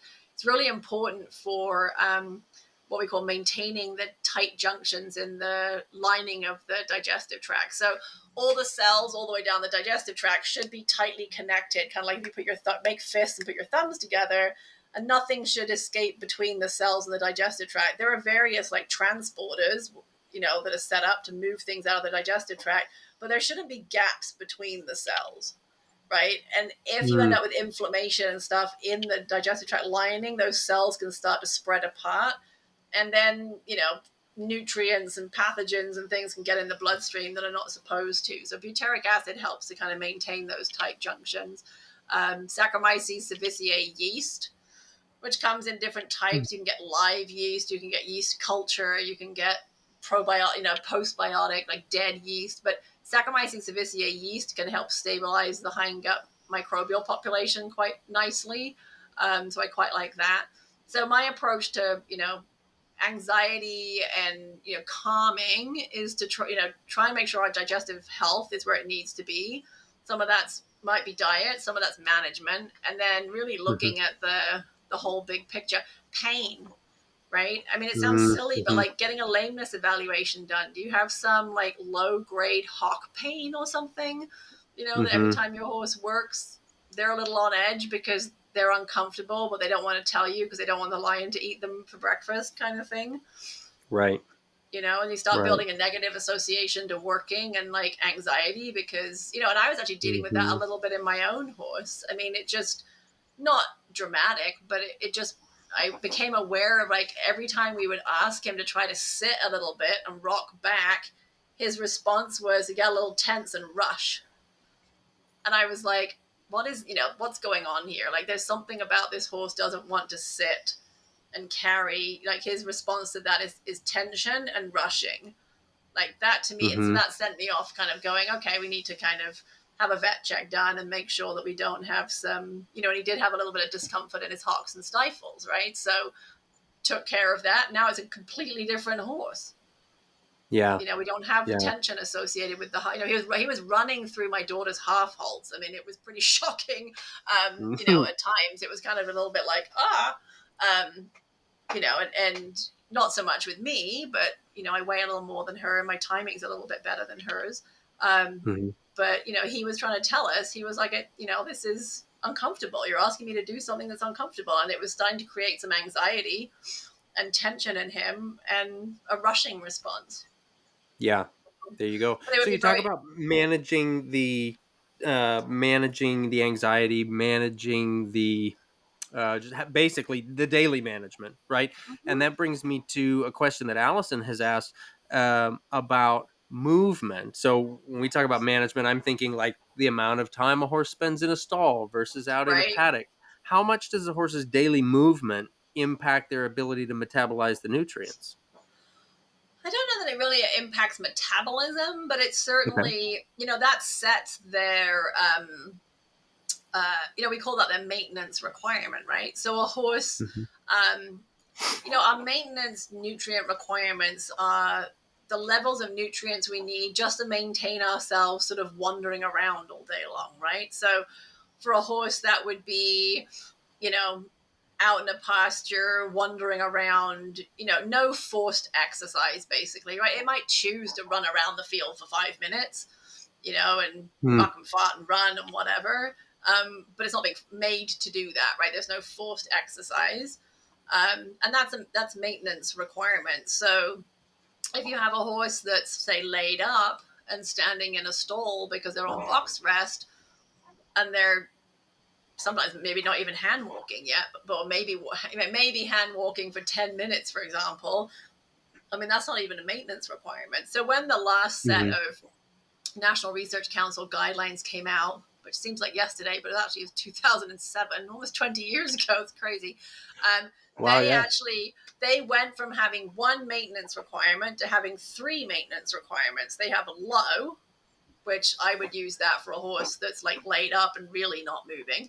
Maintenance, which is just like your average horse wandering around. And then high maintenance. High maintenance to me is the horse that's not in work, but it's the one that like walks the fence line all day long, right? It's the anxious Mm-hmm. horse that like, they're at maintenance. They're not doing any real work, but they're just busy all the time and they're not relaxed, right? So they have a higher caloric need than the guy who's pretty relaxed and just kind of acting like your average horse out in the field kind of thing. But it doesn't really affect, to my knowledge, it doesn't affect how well their metabolism specifically works. Gotcha. Gotcha. Yeah. Okay. Question just came in from Melissa. How best to restore a gut microbiome that has went through an acute illness like colitis, secondary to Potomac horse fever, and how Yeah. to maintain that healthy biome thereafter? I feel like that could be a big, long answer for that, but Yeah, well, so colitis is, anything itis is inflammation, right? hmm So colitis is inflammation of the colon. Laminitis is inflammation of the laminae, right? So anything with itis hmm on the end is inflammation. So when you have a horse that's got colitis, there's inflammation in its colon, and most common is what we call right dorsal colitis. So the colon sort of weaves about several times, and for some reason the right dorsal colon seems to get inflammation most commonly. And it can be really nasty in horses, and sometimes it can be brought on by use antibiotic use, NSAID use, or just you know we don't know sometimes what causes it. But anytime generally horses that have colitis end up with like loose manure, diarrhea, that kind of a thing. And so sometimes initially it's really good actually to get rid of long stem fiber. So we sometimes get rid of hay for those horses. Because if you think about it, hay, even when it's properly chewed, ends up being like inch long pieces. And they're kind hmm of pokey, right? So you've Mm-hmm. got a colon that's kind of pissed off and angry and inflamed, and then you got to insult it with a bunch of scratchy hay. Like Gotcha. sometimes it Yeah. just needs a chance to calm down, right? So those horses, if they're not on pasture, hopefully, maybe they can go out on pasture, but obviously if it's been the winter time or whatever, and you've got to do some kind of additional forage, feeding hay pellets is really useful, because if you think about a pellet, the pellet has been ground, to like the hay's been ground like an inch of its life and then Mm-hmm. formed into a pellet. And so when the horse chews the pellet, it just crumbles into, powder basically. And Mm-hmm. so it's very, very tiny pieces. They're not going to irritate the gut lining at all. And so we switched to doing pellets for either all the forage or some of the forage. And and sounds like it was a pretty nasty case of colitis. If it was bad enough that it ended up in the ICU type colitis, then those horses, Mm-hmm. sometimes we put them on like senior, so that complete feed I mentioned. So that's where Okay. senior becomes really helpful, because senior feeds, are a complete feed. They have all the forage in there, and just think about like they're pretty moist, small particles, easy to digest, high quality fiber, lots of beet pulp, soybean hulls, fiber that's really easy to digest, much easier to digest than hay.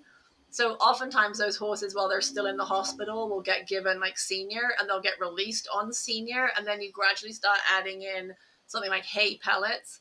And then over time you hopefully transition to like being all on hay pellets. And then as they, again, as they get a little better, you start to kind of say, okay, can we give you a little bit of hay? Mm-hmm. And gradually shift them back to Mm-hmm. hay. But sort of just Uh, dip your toe in the water to start with to right, see how because you they don't want to, respond. you don't want to piss it off and get it all inflamed again.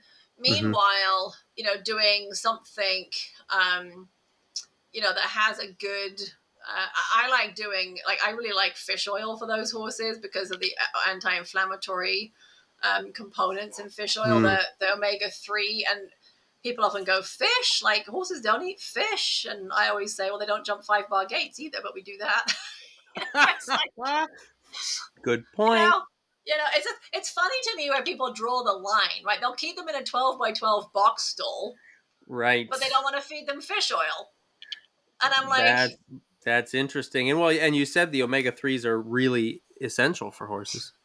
well, they are, and the fish oil is really like a potent source of omega-3, as I mentioned before. Like you Okay. have, grass is really high in plant-based omega-3, but you have to convert that to EPA and DHA through multiple enzyme steps. And sometimes, especially in diets that have a lot of omega-6 fat in them, those conversion steps don't happen very well.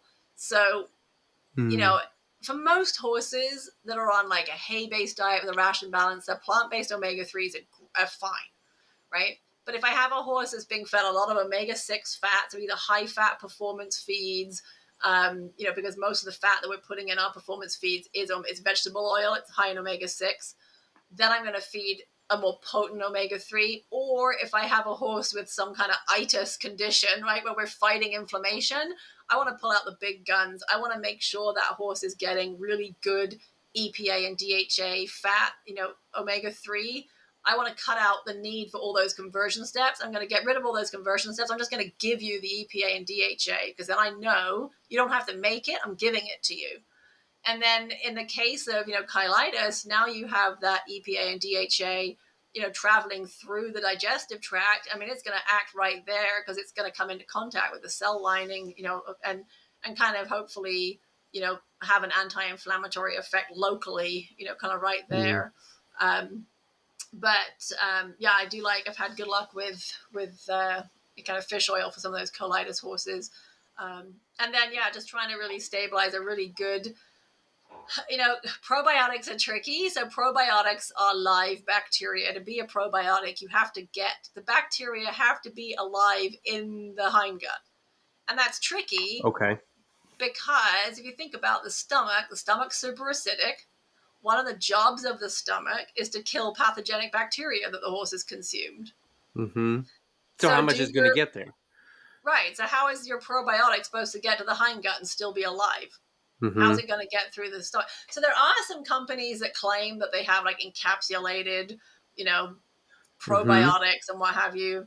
I mean, they say that, and I'm not always there's not always a lot of science necessarily to back them up. Some of them I believe more than others, just based on the company or whatever. But if they're dead on arrival, then they act as a prebiotic, right? So prebiotics are the foods that bacteria really like to consume. Like they can eat them really easily, and they they really help replenish, feed the good bacteria that already exist in the hindgut. So I'm Gotcha. more of a prebiotic fan than I am a probiotic fan.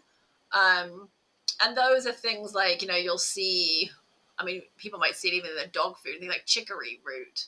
Mm-hmm. And you'll see like sometimes on labels MOS, which stands for mannan-oligosaccharides. That's like a complex carbohydrate that's a good food for bacteria. So looking for, if you do find something that says it's a probiotic, you need to find something that has like 50 billion CFU. So most of the time you'll look at them and they say, 30 million. And I'm like, that's cute. That's not going to do anything. you know, Okay. So again, but it's the size of the unit, right? It's yes, the unit of yeah. measurement. Yeah. Yeah, Right. University of Guelph did some really interesting research, and basically they showed that really to be effective, you need probably around 50 billion colony forming units is what CFU stands for every Okay. day to be effective. So again, looking for that live Saccharomyces cerevisiae yeast, looking, there is a spore-forming bacteria that will survive the stomach. It's called Bacillus subtilis, Okay. and it's really interesting. It's kind of cool, actually, and would be very useful in a colitis case, because what Bacillus subtilis does is it secretes a protein which basically kills pathogenic bacteria. It lyses them and breaks them apart. So we all have E. coli and salmonella in our digestive tracts, and horses have things like Rhodococcus equi and all these other like nasty bugs. They're just in there at a level where they don't do anything because there's so many good bacteria. The bad bacteria can't really take over. But in a Mm-hmm. situation like this, if your digestive tract gets disrupted, then those pathogenic bacteria can be kind of like, oh, goody, like, the good guys are kind of out to lunch, we're going to take over. And so something like Bacillus subtilis is going to come along and kind of kill this protein that it secretes, will like break those apart. And it means that the E. coli and stuff can't bind to the gut lining, because if E. coli and salmonella and Rhodococcus equi, if they bind to your gut lining, you get an immune response, because your body's like, oh shit, like that's not good, right? It's going to try and kill me. And so you end up Gotcha. with inflammation and what have you. So again, so that's another, you'll see that in some feeds that are out there. Or if you look at the feed label, you're looking for Bacillus subtilis on the ingredient list. That's so you'll see it in some supplements, mostly in feeds.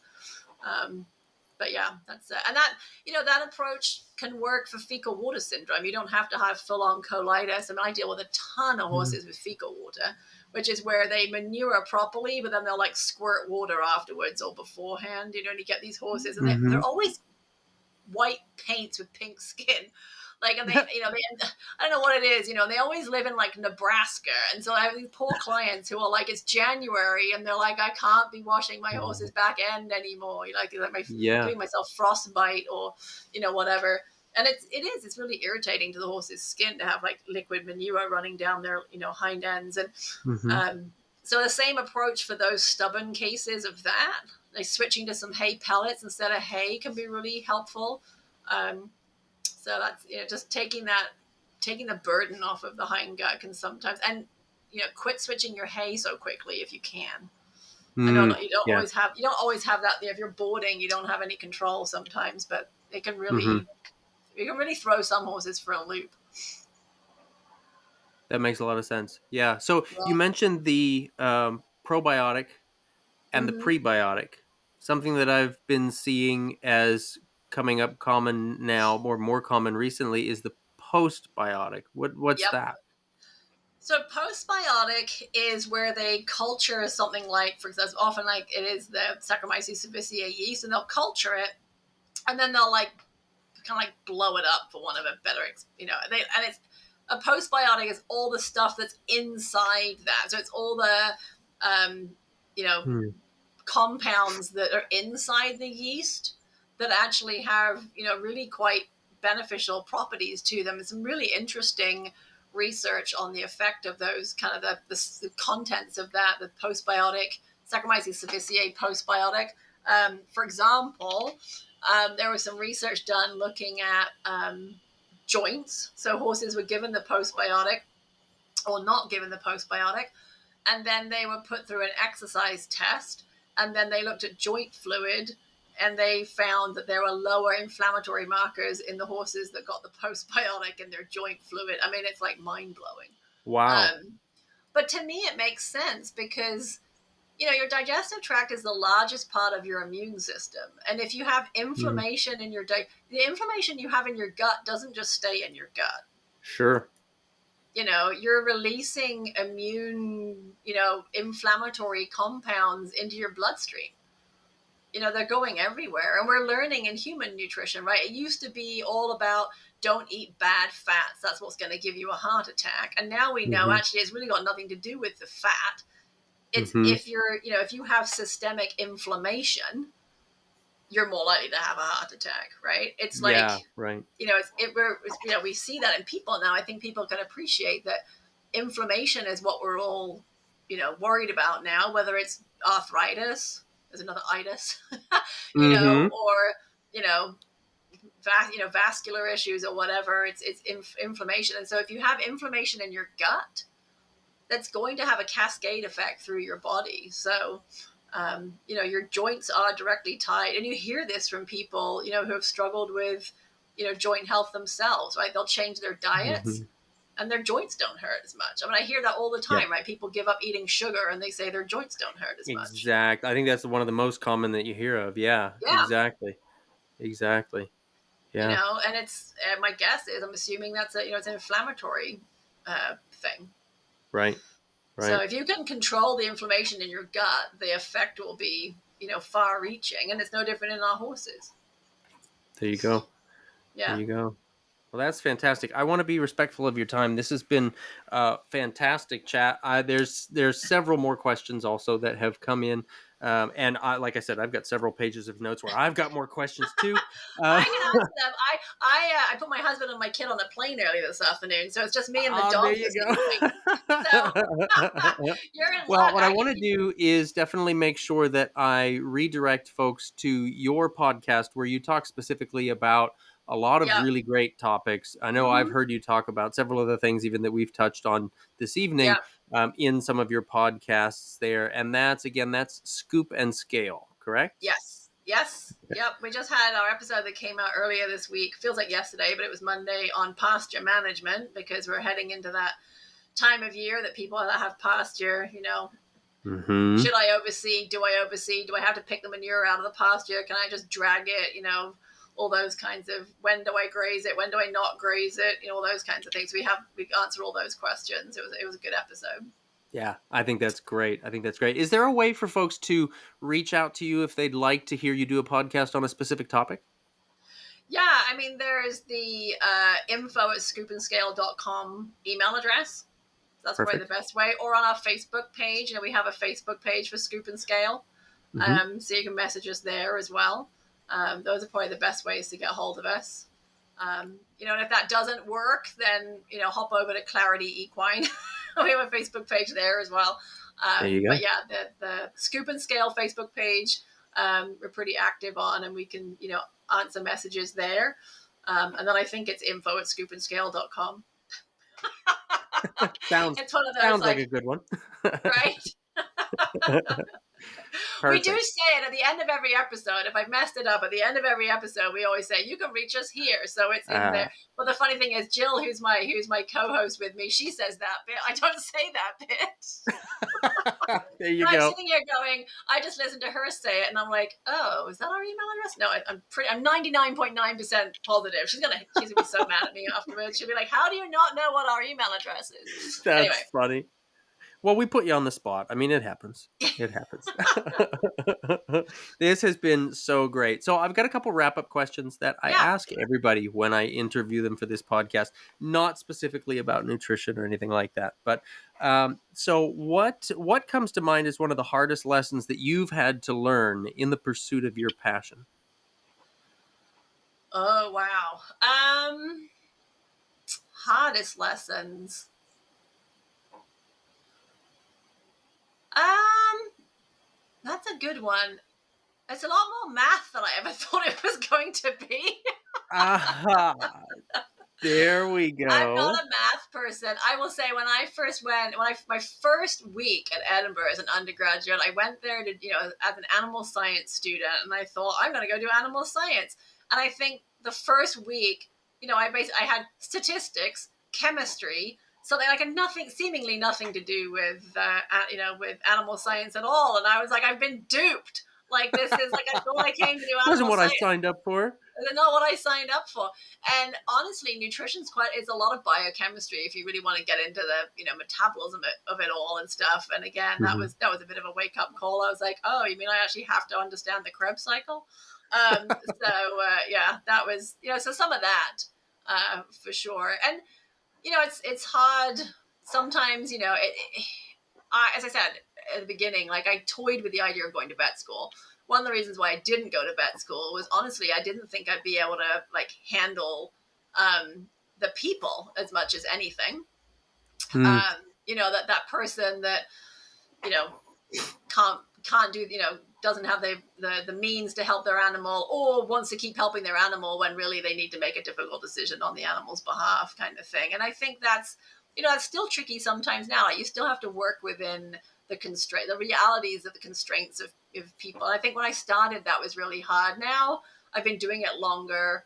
I kind of have I get it, right? I mean, I board my horse. I know you're like not you're not always in control of things. So it really is about finding workable solutions for people. And sometimes, and it's hard and people feel guilty about not being always able to provide what they feel like they should provide for their horse or what would be the best situation for their horse. And, it's difficult sometimes. And some of these cases, like these colitis cases and things, I'm working with somebody right now whose horse is in ICU, and it's how you get invested. It's no different than the vets and mm, things. You get invested in these horses and you desperately want them to, pull through when you're, trying to help. And I sometimes I wish people actually believed a little more in the power of nutrition, right? That can be, it's so frustrating mm. sometimes when there are times you're like, I think I could help. I think I could help. Like I go on, there's a Facebook page, I think it's called Horse Vet Corner, and you're not allowed to respond if you're not a vet. And there are times where I'm just like, ooh, I could really help. I could really help, but I'm not allowed to say anything,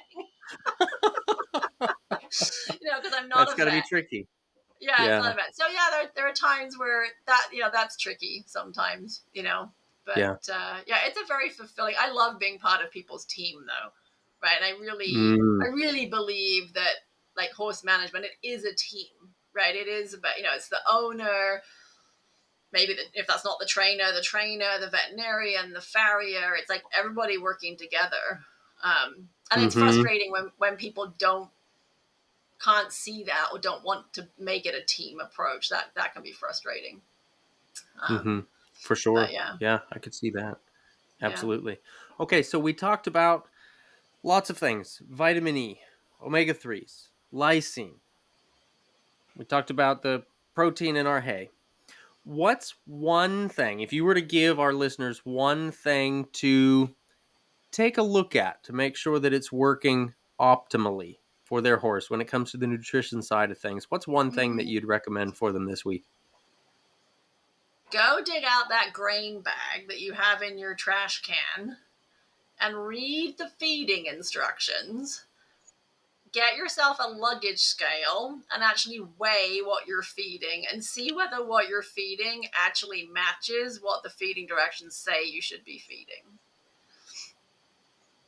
There you Because go. again, people, it'll say, they think, oh, I'm feeding a couple of pounds, but they've never weighed it, right? They've just grabbed a box scoop and it's just, oh, I just feed half a scoop. Well, what does that Mm-hmm. weigh? Is that 2 pounds, 3 pounds, 6 pounds? And if you read the feeding, hopefully you still have, this is another tip of mine. Don't throw your bag away when you get your feed, right? There's a couple of reasons for that, right? The people who have trash cans for their feed, they'll get their grain bag and then they'll just tip the grain in the trash can and throw the bag away.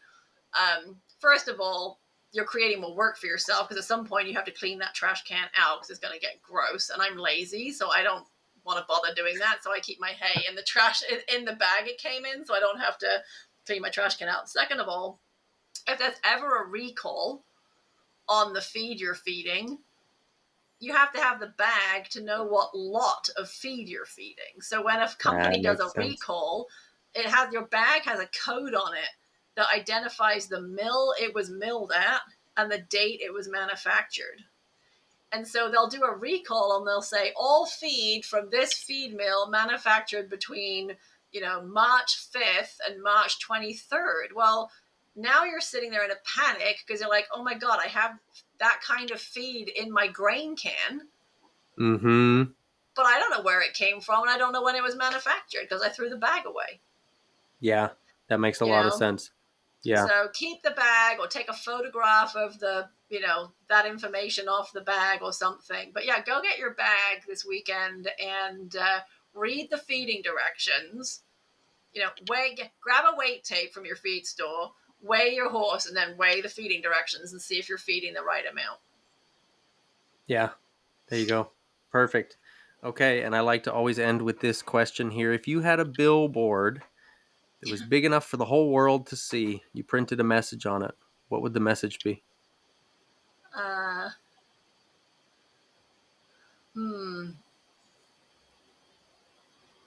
There are very, very few bad horses in the world. There are just horses trying to communicate. I like that. Well, fantastic. Thank you again, Dr. You're Clair welcome. Thunes, for joining me for episode number 64 of Talking About Horses. This has been an absolute pleasure chatting with you. Yeah, it's been wonderful. Let's do it again sometime. Yes, let's. I've got so many questions. We might have to do it a few times. That's fine by me. That's perfect. Good. Great. Well, thank you all for listening. Thank you, Dr. Clair, for joining me. This has been a fascinating chat, and I look very much forward to another one of these in the future. Yeah, have a great evening, everyone. Thanks so much, guys. This has been Talking About Horses. Patrick King has been seeking out the wisdom of the masters for several decades now, all over the world. And the guests on this show are considered among the top teachers, trainers, and thought leaders in the industry, focusing on horse welfare, classical principles, and an honoring of the student's learning process. We hope you've enjoyed it. If you did, make sure to like, rate, and review. We'll be back soon. Find us on Facebook and Instagram at Patrick King Horsemanship and Dressage, and both websites at pkhorsemanship.com and academyforclassicalhorsemanship.com. Keep riding, and we'll talk to you soon on Talking About Horses.